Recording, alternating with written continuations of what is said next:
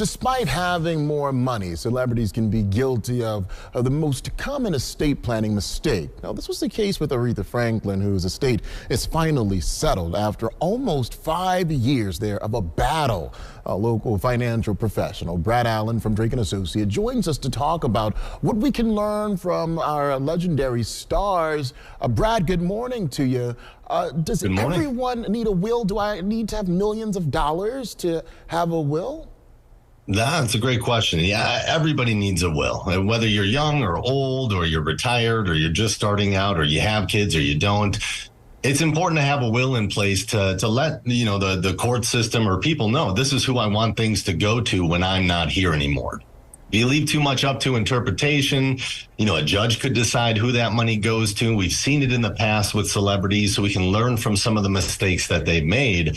But yeah, I mean, everybody should have a will or a trust depending on, what your situation might look like.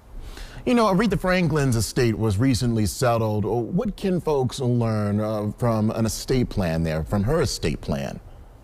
Yeah, so she had what we call a DIY will. She had written down on a piece of paper who she wanted things to go to, and they actually found it in a couch cushion after she had passed away. So you're right. It went through probate for 5 years and went through the court system. They had to hire lawyers and see, is this piece of paper that she wrote down on, is it okay? Is it going to be acceptable? So when you're putting together a will or a trust, you want to be as clear, as concise as possible. You want to go through the steps with an attorney if needed, or meet with your financial professional and just go through, what do I need to do to make sure that this trust is good, that I have everything I need inside of it, whether it's assets or houses, or what percentages I want to go to what people. All that is just so important. And we even saw it with Jimi Hendrix. He passed away at 27 years old, and he was very young, and he didn't have a will. He wanted the money to go to his brother if anything happened to him, but it wasn't on paper. And if that's the case, if somebody passes away young and there's no will in place, that money goes to the parents. And in that situation, his dad cut Leon, his brother, out of the will. So you want to make sure you have that documentation. Wow. No matter how old or young you are, you just never know what's going to happen. And if you have assets, you have things that you want to go to specific people, make sure you write that down. Kobe Bryant was another one a few years back. He passed away, and he had everything in place. He had a will, he had a trust, he had all those different things, but he had forgotten to add his newest daughter to the will. So the lawyers went through, and luckily they got everything taken care of, but with added legal costs and going through the process and a lot more money added to that because of those costs. I can imagine that it's so expensive too, trying to fight this. Maybe there's $500,000 left in the family, but if I'm going to fight for the next 5 years, I can run through this.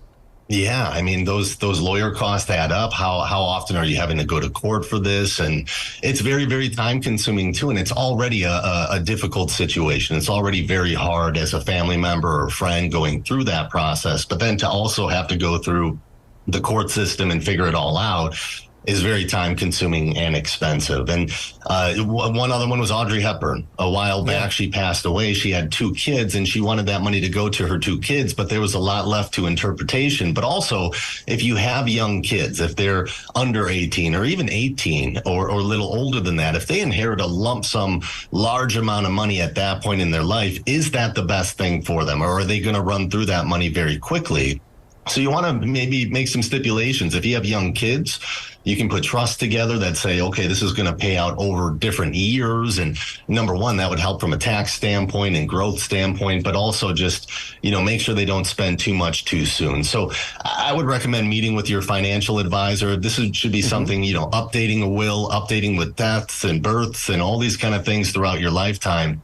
Periodically every other year is really important, just to make sure everything's on track at all times, because you just never know. Absolutely. Brad, we appreciate your wealth of knowledge. Thank you so much. Thank you.